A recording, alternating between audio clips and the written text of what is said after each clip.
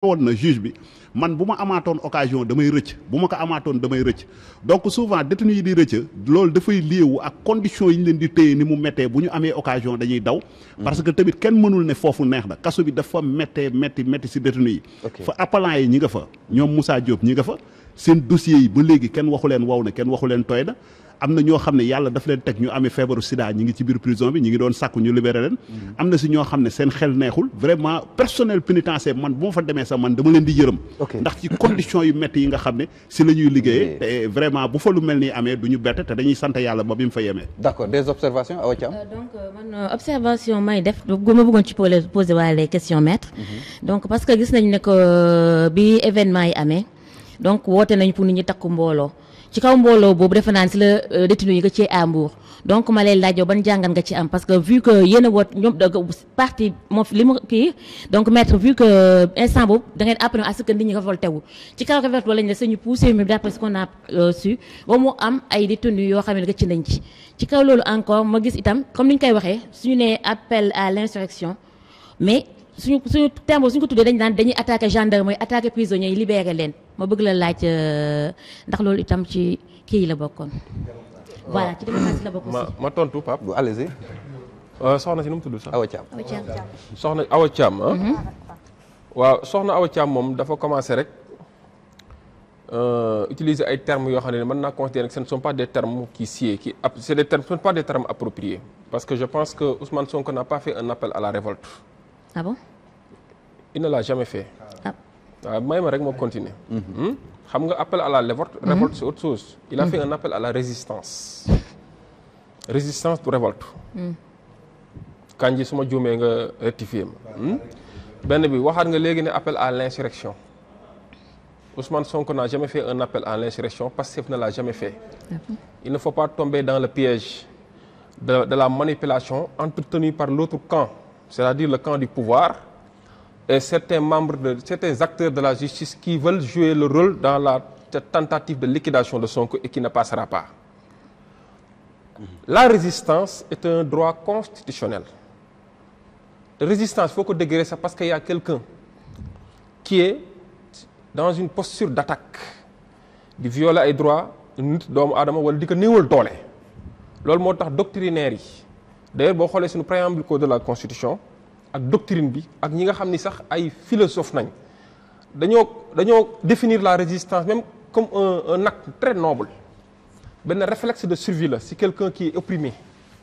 loolu moo tax xam naa peut-être jàng nga l'école guerre mondiale am na fi benn yoon amaat na fi yàlla bu mu fi amati yaaka jullit nga dégg nga jihaat am na xam nga sànq dama laa dégg nga ni am nañu seen bakkan rot perte nañ déedéet dama lay rectifier pertuñu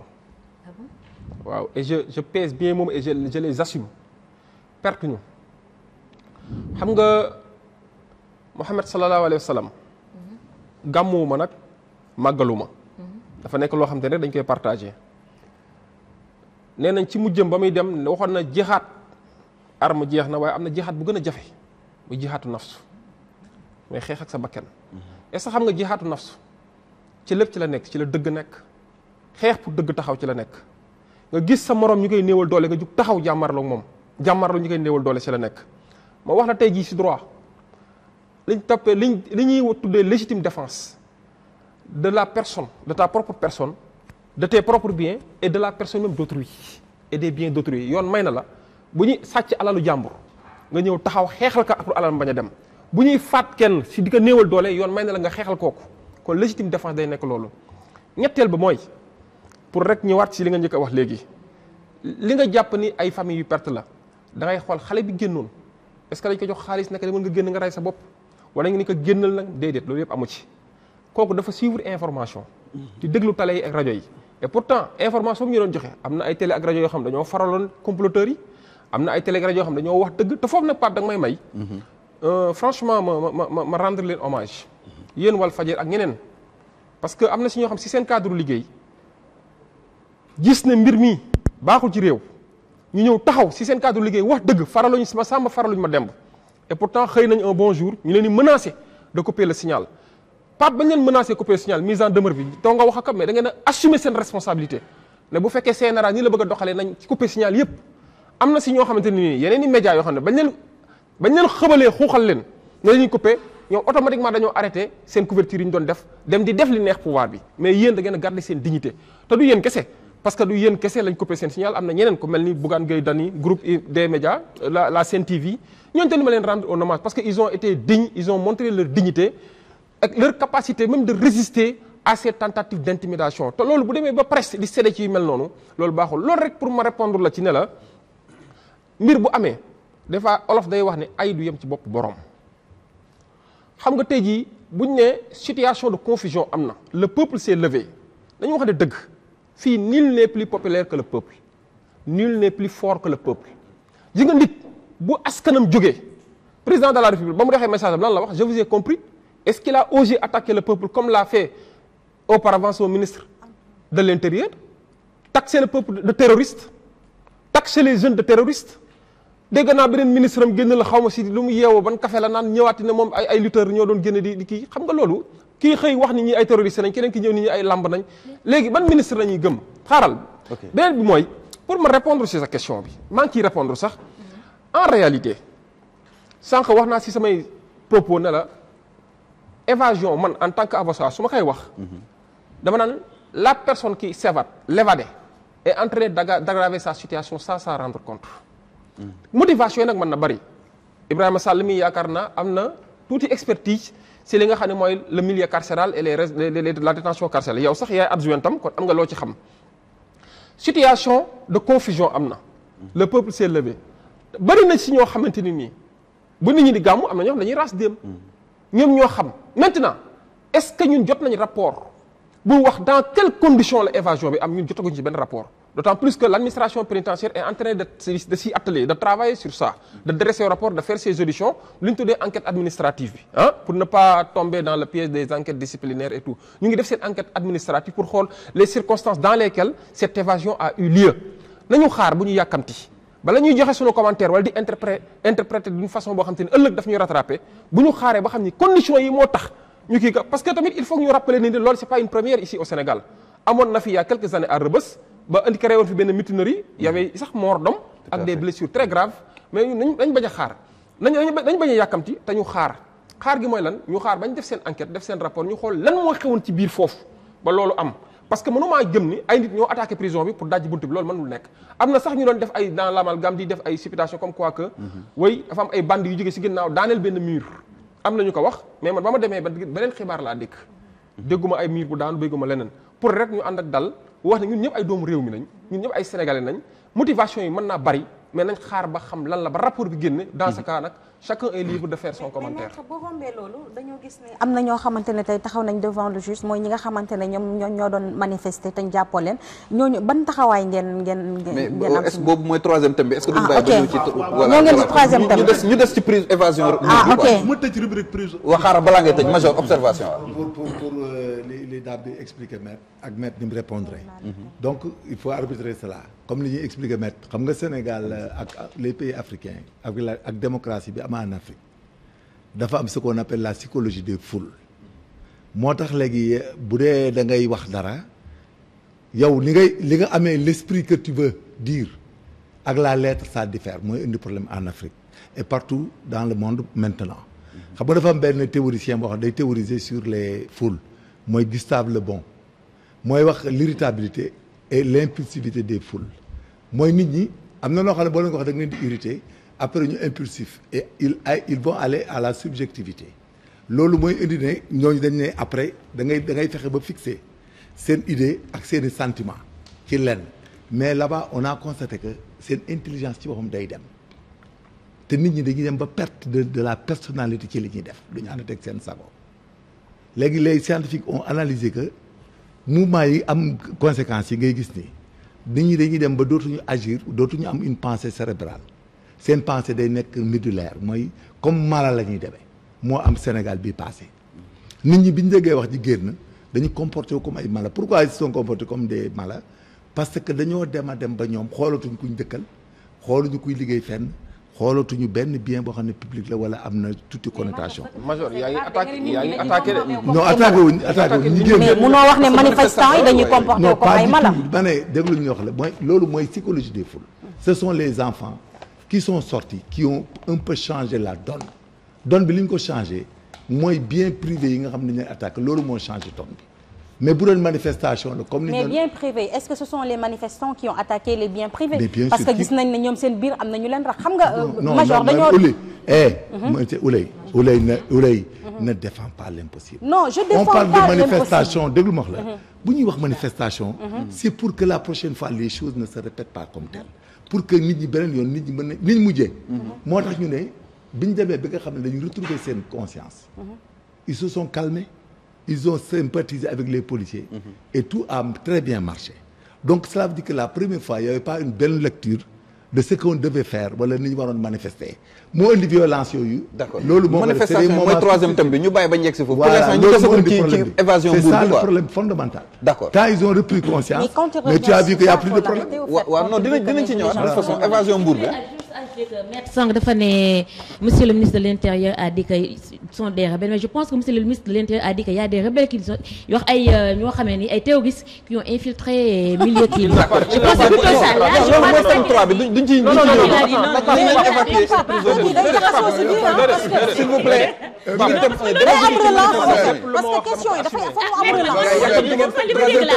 oui ma Pape Ndiaye. tëjal loolu ñu dem ko suñ ko tëjee tamit dinaa si ñëwaat. non dana ci ñëwaat mais. waaw léegi yéen ñëpp bàyyi loolu tey 4 thèmes la ñuy waxtaan. waaw dañ dem tàmbali. troisième thème bi mooy lu jëm ci manifestation yi fi ñu sol ni évasion Mbour bi lañ jëm donc nañu des ci loolu ñu tëj ko soog a dem ci yeneen thème bu dee amagul beneen observation particulière par rapport ak évasion Mbour bi Ibrahima ñu tëj ko ah. waaw c'est important tamit ñu leeral position yi major waa kër Matar Cissé la loolu na ko Sénégal yëpp xam Awa Thiam APR la man société civile la loolu dañuy def la part yaa ngi tuumal gars yi de. bàyyi leen rek bàyyi plateau moom casquette yi bokk du ñëw quoi. non Awa Thiam li nga wax Awa Thiam ban aw non maître gi mat ma préparé. defal ndànk ah bon c'est une information de taille ça loolu dafa kon frappe. non defal ndànk defal ndànk oui ba man c'est nag pas un délit d'appartenance. Pape Ndiaye Pape Ndiaye non mais maître ak may menacé donc man d'accord léegi ñu dem si Ibrahima le mot de la fin pour thème pour wàllu googu. non mukk le mot de la fin mënul am. non pour évasion prison Mbour. Awa Thiam daf ne Awa Thiam dafa war a assumer ne APR la bokk. nangu ko ne Marème Faye Sall lay jàppale. Marème Faye Sall lay jàppale. s'il vous plaît major Matar Cissé la boo àndal. ma ne s'il vous plaît ma man ne société civile. ma ne man xool casquette yooyu yëpp ci buntu Walfadjri la yem. on est là pour tous les Sénégalais. on y va pour l'essentiel. bokkuma frappe tey bokkuma frappe suba. d'accord on y va sur l'essentiel. bokkuma frappe tey bokkuma frappe suba mësuma dem seen réunion séxuma ak ñoom dara. waaw d'accord man défenseur des droits de l'homme la ñoom Guy Marius Sagna ñoom Assane ñoom ñëpp man seen patron la nangul na ko. ñoom ñëpp man seen patron la te nangu dañ ko ñoom nangu dañ ko mais Awa Thiam alors génn en tout cas casquette yi moom nañ ko bàyyi buntu Walfadjri fii moom bu ñu fi nekkee on est là pour tous les Sénégalais. xam nga lu tax donc on y va directement ci thème 2 bi affaire Guy Marius Sagna. waaw xaaral Pape Ndiaye ñu tëj Mbour mënuñu ko bàyyee ni nangoo ci tëj de yaa ngi waaw wax ci Mbour précision dañ koy tëj Mbour damay wax ne situation bi am nii Mbour am dans toutes les prisons la justice sénégalaise si fonctionnement am vraiment dafa causer beaucoup de tort à l'administration pénitentiaire et que nit ñi dañu defe ne détenus yi nekk ci prison yi garde yi ñoo leen fa téye mais fonctionnement justice moo baaxul Sénégal fonctionnement justice moo jaarul yoon man dama dem Mbour département Mbour yëpp benn procureur la am benn procureur département Mbour yëpp am benn juge d'instruction may ma rek major may ma am na subside mais am na non mais loolu mooy dëgg TGI moom moo fa nekk TGI boo xam ne man dama fay dem chaque jour je remercie de passage le procureur Elias mu nekk nit ku baax koo xam ne saa bu détenu yi bëggee dara su ma ko sollicité mu def si li mu mën tout récemment dem naa ci moom demandé ko mu libéré plus de 20 et quelques détenus prison Mbour donc dañ koy remercier de passage mais justice sénégalaise moo war a xoolaat doxalin boo demee prison Rebeuss Mame Mor Ndiaye mi ngi fa 9 ans Sénégal ñu téyele ko détention longue détention préventive Mame Mor Ndiaye mi ngi nekk chambre 38 donc ça c'est extrêmement grave bërk Dembo Ndiaye ñetti turc bàyyi nañ leen prison Rebeuss ñoo xam ne drogue lañ leen jàppe na procureur Bassirou Gueye génn def conférence de presse Pape Ndiaye leeral ci yan anam la ñu leen bàyyi ñu des ci defal évasion bu ma dakk déedéet defal yow nangul démocratie nag gis nga fii doo ñu xoxatal gis nga bu mu jaam gi nag dog na depuis manifestation yi al 3e mandat dañ koy tere ku ko wax ci dëkk bi kuy noot nit ñi it dañ koy tere bu mu jàmm bi moom dagg na c'est fini kenn mënatuñu noot démocratie moom vive la démocratie au Sénégal gis nga prison Rebeuss foofu laay taxaw Rebeuss dafa fees prison yi dañu fees del détenus yi ay nit lañ dañu am bakken am yaay am papa nit ki bu defee obstruction aux règles ku sàcc da ngay dem kaso ku rey nit da ngay dem kaso ku def beneen jëf da ngay dem kaso boo demee prison ñu jox la say ak say yelleef mais tey situation bi dafa ëpp doole ñi nga xam ne ñoom la ñu dénk kaso yi loolu mooy dëgg man nekkuma fi pour def complaisance wala pour lu neex ministre de la justice wala président de la République moi je ne suis à la solde de personne weer du dee administration pénitentiaire fay ma wala ministre de la justice fay ma mais situation prison yi état bi daf si war a jël ay responsabilités donc garde yi dañu sonn détenus yi dañu sonn d'accord divers yi dinañ dem ci yeneen prison yi pour l'instant ñi ngi ci woon évasion mag bu Mbour bi alors je pense que mën nañu évoluer rapidement dem ci ñaareelu ponk waxtaan bi wala maître bu dee am na ay observation yooyu ci def évasion Mbour bi wala on passe. Pour la composition du tribunal de Mbour là il faut. non c'est vrai xam nga Mbour léegi dañ ko érigé en TGI en tribunal de grande instance. C'est vrai qu'au début c'était un tribunal d'instance. Il y avait un seul délégué du procureur mais léegi il y a 2 juridictions. La juridiction de grande instance et celle d'instance. Si grande instance bi effectivement il y a le procureur notre frère Elias Abdoulaye Diop.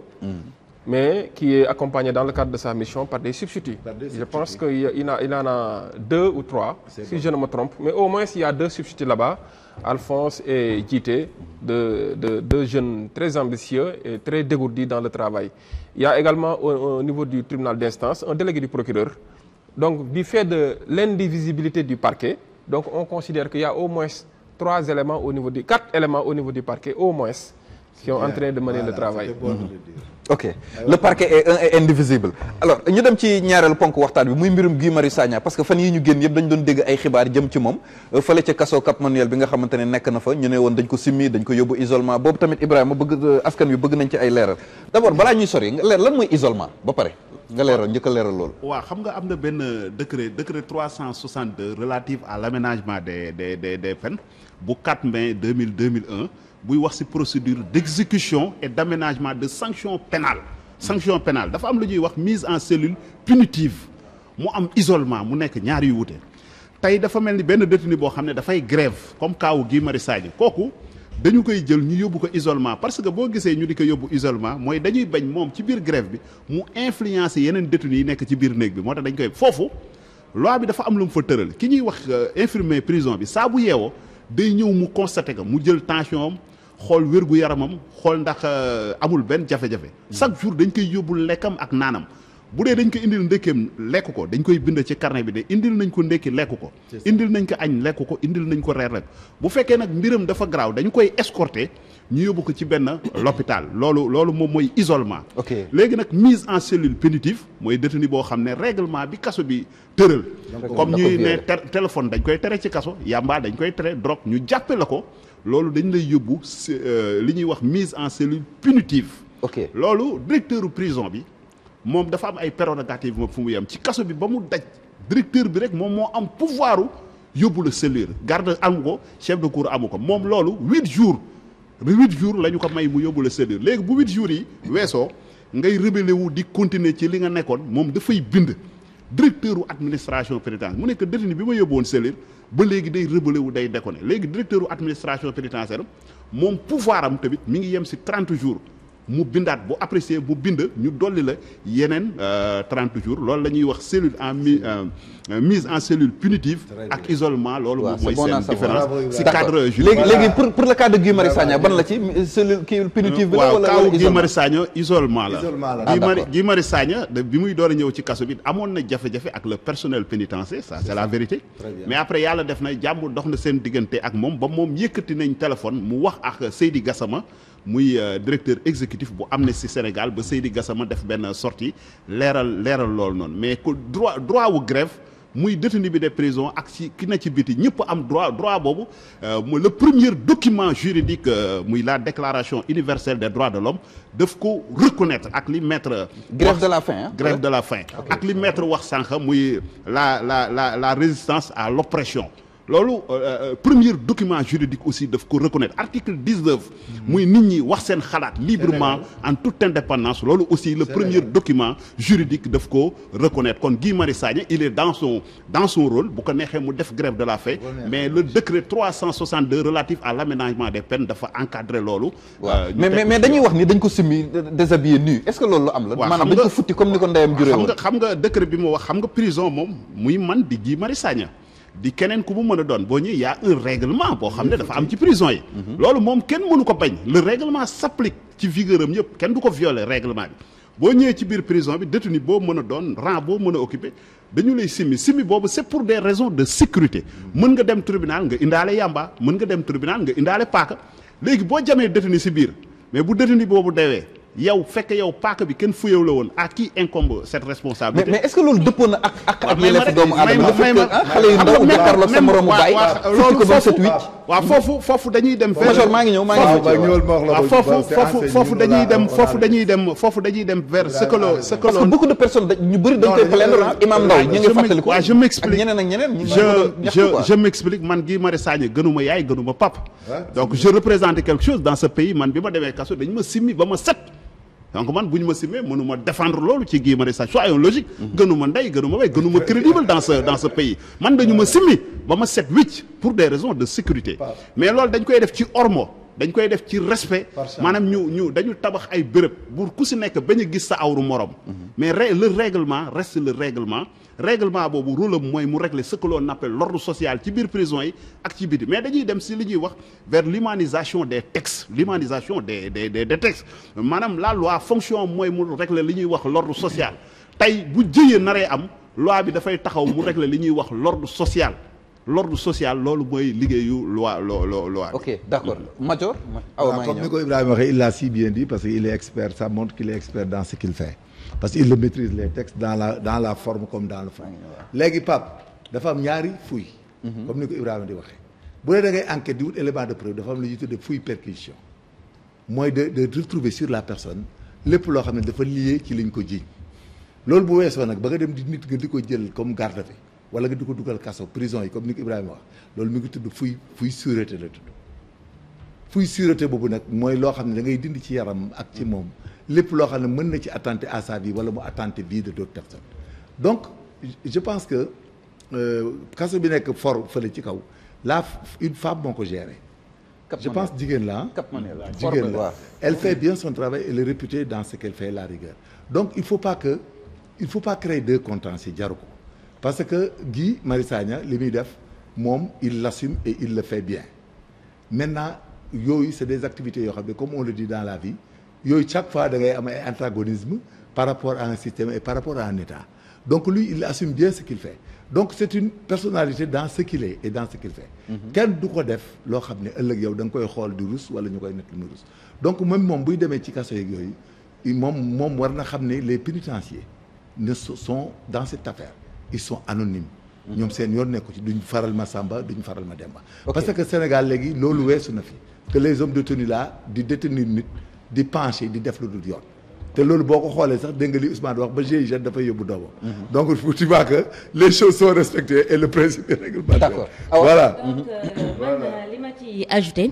mooy dama bëggoon laaj maître parce que des fois dañuy am confusion ci charte kii yi nga xamee ne moom la ñu tax ñu téye Guy Marius Sagna am na ñu naan deful dara am na ñoo xam ne dañu ko téye moom ak Clédor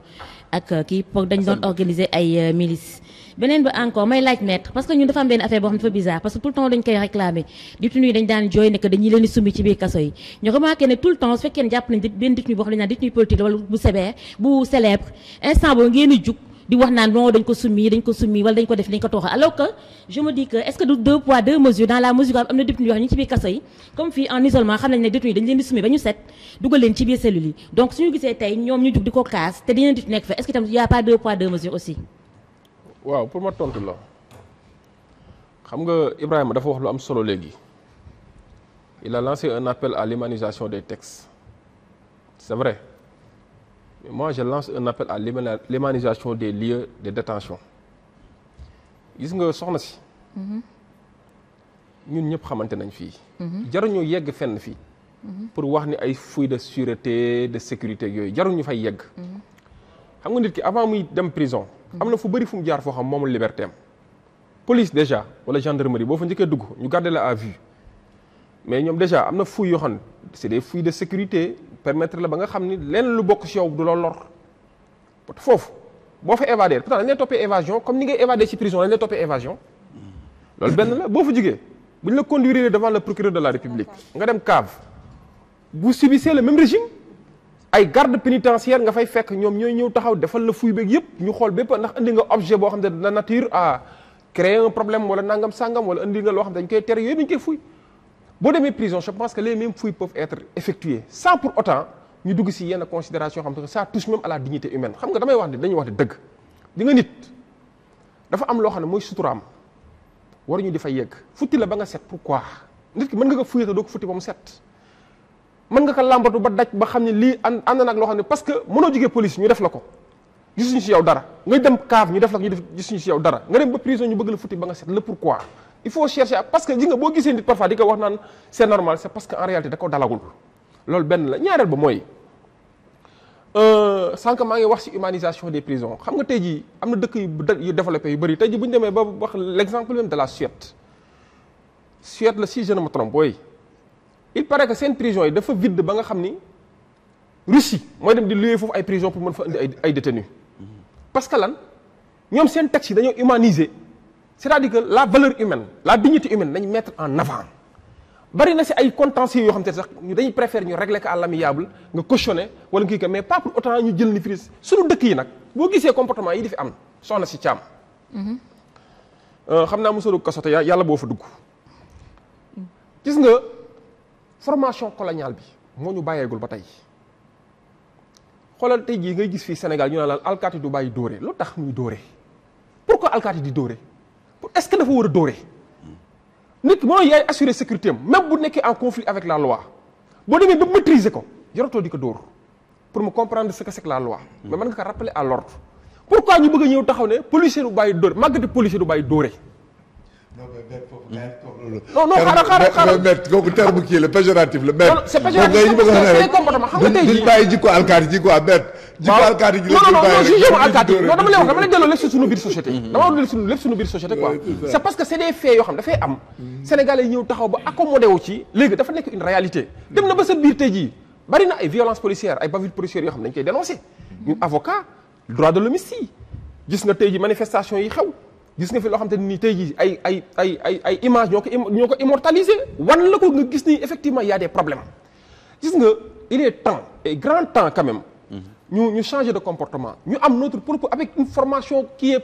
purement sénégalaise nañu bàyyi li nga xam ni colon yi ñoo ko fi defaroon pour réprimer di bundu xatal nit ñi ñuul ba tey jii les mêmes comportements da ngay gis jaru ko nañ xoolante suñu biir def introspection waxante suñu biir maanaam ñu def ndëpp national xoolante suñu biir ñun sénégalais ñun man loolu laa invité nit ñi ñun Sénégal ñu respecté suñu biir xoolal képp koo ji nga bépp station boo mën a arrivé mu nekk ci police ci gendarmerie wala ci administration wala ci ak liggéey boo mën a def ji nga képp koo ko yaakaar da nga koo tiim yaa ngi nax sa bopp fii kenn tiimu fi kenn te jàppal ni nag bu fekkee da ngay liggéeyal buur en réalité peuple mooy buur contribuable boobu ñëw jox seen xaalis fay ko ñooñu dañoo war a delloo cër gis nga nañ bàyyi ku dugg police bu dee xam nit day ñëw ñu koy laaj tribunal ndax mos nga am problème nga musuma dugg police c'est comme si sax dugg police dafa nekk lu ñaaw alors que c'est une administration dugg tribunal ak ci administration bari na ay dossiers yooyu lijjanti tribunal foofu nga mën a dem pour ñu jox la ko parce que c'est un dossier administratif casier judiciaire c'est un acte administratif le certificat de nationalité c'est un acte administratif le pourquoi nit bu duggee tribunal rek dafa war a lox wala dafa war a tiit pourquoi bu duggee police da nga gis bu bari tey jii gis nga fi seen ancienne directrice bi police nationale la dame là à qui je rends un hommage Anna Sémou Faye mu ni moom mu ngi travaille sur la qualité même de l'accueil donc accueil bi dafa am problème et puis c'est partout dans les services de police de gendarmerie et tout pourquoi accueil war am problème et pourtant accueil dafa am solo ci administration xam nga man quand j'étais greffier dañ na naan la greffe est la porte d'entrée et de sortie du tribunal bari na si ñi ma daan toogal ci greffier ma te gis naa ni am na amélioration yu bari ci greffe gis naa ni ay xale yu bëgg liggéey bi lañ di recevoir nit ñi ci en toute responsabilité dans le respect de leur dignité humaine damay wax ni muy police di gendarmerie du tribunal bari na Sénégalais yu fiy dugg bu ñu fiy dugg ils sont un peu stressés des fois sax da ngay boddi ak seen ak seen yelleef mais duñ ñimee fayu loolu warut a nekk di nga fii képp ko fiy dugg stressé rek il doit en ressortir rassuré. On prend acte même. Il doit en ressortir rassuré. moo tax nañu question. Maître, on a pris acte. major day wax waxu dóor moom ak troisième mandat dañ koy tere si dëgg. waaw may ma tuuti rek. non major s'il vous plaît waaw ñu xaw a dégloo rek. major dóor ak troisième mandat moom dañ koy tere si dëgg. Maître a fait un bon dóor histoire. ak troisième mandat Ne léegi mêle dañ pas koy les tere. pinceaux. Maître, vous avez bien dit l'accueil. xam nga Sénégal major major c'est important. man yéen ñett ñëpp laa ko ñaan. Olay Pape du Ndiaye. poser sa question. après ñu Pape Ndiaye waaw non maa ngi ñëw s'il vous plaît non maa ngi ñëw. surprise lañ nekk yow mu jël kàddu gi. yow Tey bu moom bien agressif. ñu dafa da nga ragal procureur. surprise lañ nekk. yow mu jël. man est-ce que gars yi ragal nañu police? waaw posé ma waaw kay. est-ce que gars yi ragal nañu police? On l'attaque pas. on s'écoute s'il vous plaît. waaw ñu dégloo tuuti. De de tout, c'est bon. voilà dama ko may rek parce que dama dégg comme question bi ngeen ba roos ko tuuti rek parce que sénégalais ils n'ont pas compris cela sénégalais comprendre duñu ne boo egsee prison dañu lay futti nu mu tëddati que balaa ngay dugg ñoom lan lañ comprendre ci communication bi ñu def ak Guy Marius Sagna dañoo ne Guy Marius Sagna dañ ko futti comme ni ko ndeyam juree sànni ko ci benn cellule mu fanaanoo fa yaramu neen ba ca ëllëg sa loolu la nekk di subir waxuñu ne dafa ex prison ñu futti ko xool ko contrôler ko bàyyi ko mu jàll les Sénégalais n'ont pas compris cela ils ont compris que ne Guy Marius Sagna en prison dañ ko futti ba mu set yóbbu ko isolement bàyyi ko mu fanaane fataatu ne loolu lañ bëgg Sénégalais nga leeral leen ko parce que ñoom loolu lañ comprendre. waaw dëgg la xam nga nit. bu nekkee loolu na nag bokkul ci routine nu muy demee xam nga nit moom. nit moom bu dee da ngay wax pour darajaal yow sa bopp. doo wax dëgg. bu dee da ngay wax pour darajaal Macky Sall wala ministre de la justice doo wax dëgg. bu dee da ngay wax pour darajaal directeur u administration pénale doo wax dëgg. bu dee da ngay wax pour darajaal Guy Marius Sagna doo wax dëgg. information dafa war a juste mu vrai. relaté naa ko man Guy Marius Sagna conditions yi man naroon naa ko seeti depuis démb. mais des fois da ngay joxe le bon exemple am naa pouvoir dem seeti ji ko mais j'ai dit non parce que dañ jël sur l'étendue du territoire national ne prison yi kenn du fa dëgg pour des raisons de sécurité donc du ma nangu ñu defal ma exception boobu noonu bu fekkee même c'est lié si sama cadre liggéey mais Guy Marius Sagna li ma la mën a xamal mooy yóbbuwoon nañ ko isolement Seydi Gassama c'est un doyen du ma toog télé di ko waxal lu dul dëgg wax na téléphone ak Guy Marius Sagna Guy Marius Sagna rassuré na ko Seydi Gassama wax na ko ci média yi donc loolu dafa leer damay leeral ne Sénégal gis nga torture may ma xam nga ay torture xam